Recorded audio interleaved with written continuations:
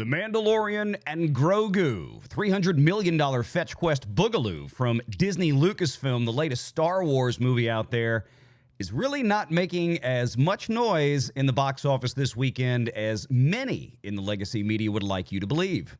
As of Saturday morning, following Thursday previews and, of course, Friday full-day numbers, we've got this from Deadline Magazine and Anthony D'Alessandro saying Star Wars, Mandalorian, and Grogu seizing a $91 to $94 million four-day opening.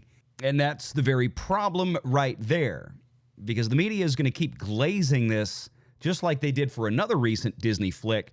And some of the cope out there on the internet is really getting frustrating. Let's do this.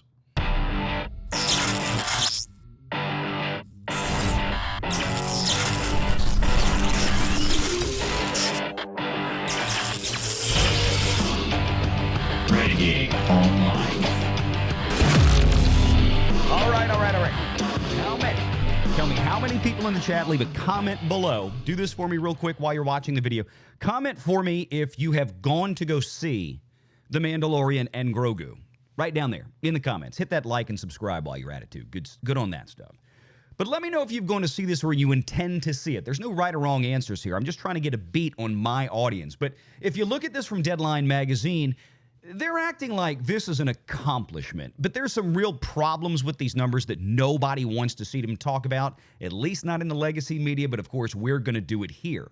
What would you say you do here? The movie that keeps getting brought up over and over again is Solo, as a comparative reference to Mandalorian and Grogu, which is great as far as I'm concerned. Pretty much the worst performing Star Wars movie that has ever existed by a long shot. Of course, and especially if you adjust everything on an inflationary basis, as you should, especially coming off the prequel trilogies and, of course, the original trilogies back to the 70s, when a ticket to get in to see Star Wars in 1977 was like probably not even $2.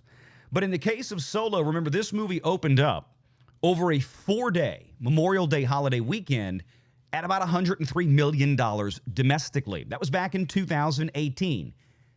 8 years ago. I was there the day the strength of men failed. Regardless of the math at this point, the reality is that most of the people reviewing this film, at least the legacy professional review critic class, like even from very left-leaning, very Hollywood-friendly places like The Atlantic, the newest Star Wars film is neither a confusing mess nor so offbeat as to divide the fan base. Instead, it is 2 dutiful hours of laser blasts and flat dialogue that will do just enough to keep toys stacked on shelves. No, it actually really is not going to keep any toys stacked on shelves. The toys that are on shelves have been selling quite well for the last number of years. The classic Star Wars stuff. We keep seeing numbers this weekend talking about how, $1 billion of Star Wars merchandise sells every year. Remember, that's at the retail level. That's not anywhere close to what the Walt Disney Company gets back, but the other part they don't tell you is like 95% of those sales are for classic George Lucas Star Wars stuff. Think of all the Lego sets that you see when you walk down the aisles at Target and Walmart. Yeah, you know what's there. It ain't Disney Star Wars. Not by a long shot. The power of many. But looking at the numbers, we actually have to come to the realization, the very cold, hard truth, the ugly truth, that we have a movie named Star Wars in 2026 with PLF ticket prices, premium large format prices, that are nearly an average of $20 a pop, that isn't going to be able to pull off a $100 million opening weekend. Not even in 3 days, but potentially not even in 4. D'Alessandro writes that those who have watched Lucasfilm Disney's Mandalorian and Grogu from Star Wars are giving it an A- cinema score, the same grade as Solo. Woohoo! With a definite recommend on post-track that's staying steady at 71%. You've heard me talk before in the past about things like post-track. They're actually a pretty good measure when you have, in this case, a very normal kind of routine movie-going audience. If you get some high definite recommend scores, then you maybe have something going on. But as we've pointed out routinely, the problem is not only the front loading of the box office for the Star Wars film, but the front loading of the diehard Disney apologist, Disney Star Wars fandom out there, the very few who are left that are the ones front loading. Because the people that have the highest incentive to go in and actually bother to review a movie like this and give it an 89 on the popcorn meter, hey, it's the Disney Star Wars shills by and large. The normies either are not going to the movie or they're not chiming in to necessarily talk about this. And of course, we can all go through how easily it is to really kind of bot some of the audience scores out there. And for big companies like Disney, with every movie coming out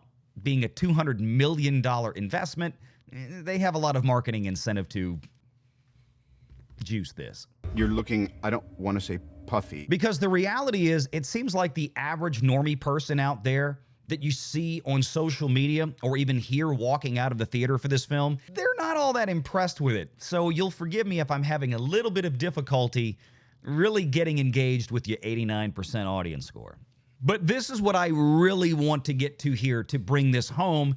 And on Sunday, we will have international figures come in, and we'll have a whole new video for that once we see how the planet of Earth treated this, because I want to remind folks that in the last few days, we have had box office tracking in certain Western European countries that frankly looked absolutely terrifying. This movie might do better in the domestic market significantly than it does in the rest of the planet, but we'll have to wait to see on that one. But look here from global box office. Take this account for what it's worth, but this is what I'm talking about with glazing on this one. The Mandalorian and Grogu is again having a superb domestic walk-up on Saturday. After a better-than-expected Friday of $33 million, it's now tracking to earn $95 to $100 million domestically over the 4-day weekend.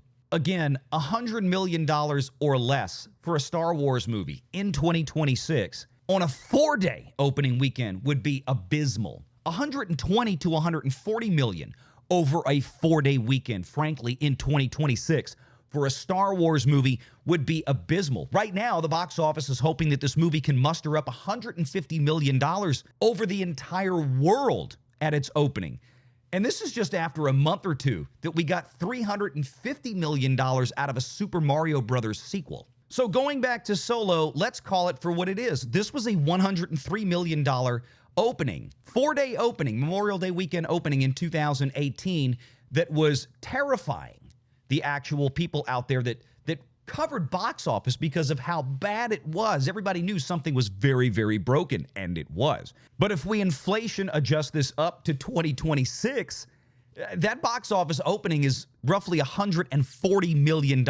By the way, Deadline magazine in that article we had up a moment ago was extolling the virtues of 48% of the ticket sales for Mandalorian and Grogu $300 million Fetch Quest Boogaloo were coming from PLF and IMAX. The numbers weren't that high for Solo or for most any movie back then in 2018 because there frankly weren't that many screens as there are today. What that basically means is this. You've got Mandalorian and Grogu that is pulling in an audience this weekend that is roughly 40% lower, less than, smaller than Solo, which lost a ton of money. What do you think?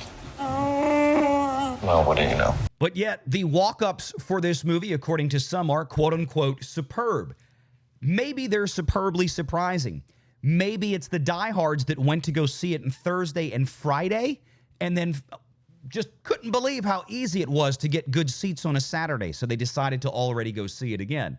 The problem is with audiences like this is they tend to fall off very quickly. So we'll have to see what happens with that. But don't be surprised at all if we see for the next 30 days these same box office folk, or at least some of them out there, glazing the box office performance of Solo. But do not be surprised at all if we see many of these same box office analysts out there in the next 30 days doing what they did with Hoppers, glazing the box office performance of The Mandalorian and Grogu, saying how amazing it is, how wonderful it is, even though it's absolute trash. The reality is the real story of the box office this weekend is Obsession, because it opened a week ago to about 17 million. And right now, analysts are greatly increasing their expectations through Sunday and Monday.